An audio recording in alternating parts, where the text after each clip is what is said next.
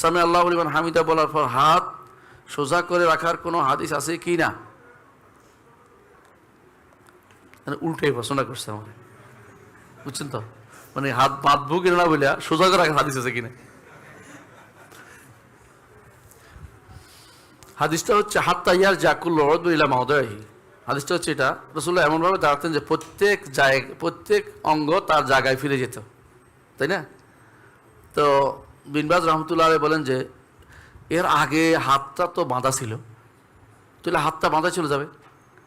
কিন্তু শেখ নাসিরউদ্দিন আলবানী এবং মাশায়েখরা, মদিনার মাশায়েখরা বাদে আর কি, মক্কা মদিনার মাশায়েখ বাদে, মাশায়েখুশ শাম ইবনে তাইমিয়া বড়, তাই না?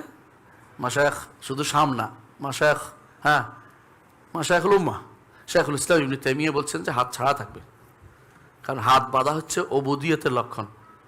যেই বাঁধার মধ্যে দোয়া, লম্বা দোয়া নাই, ওই উনি বলছেন, ইবনে তাইমিয়া বলছেন সেটা বাঁধা নাই। অর্থাৎ আপনি যখন আল্লাহু আকবার পরে যদি কোনো বাঁধতে হয় তাহলে দোয়া লাগে, আপনার এখানে দোয়া আছে কিনা এটা দেখার বিষয়। তো আমি যদি লম্বা দোয়া করি আমি বাঁধি, আর যদি দেখি যে দোয়া করছি না আমি ছেড়ে রাখি, কারণ এটা বাঁধার জন্য কি শুধু বাঁধাটা উদ্দেশ্য হচ্ছে অবুদিয়া, দাসত্বের উদ্দেশ্য। এগুলো সবই কি কেয়াস, সরাসরি কোনো নস নাই। এটা বুঝতে পারছেন? আলহামদুলিল্লাহ বুঝতে পারছেন।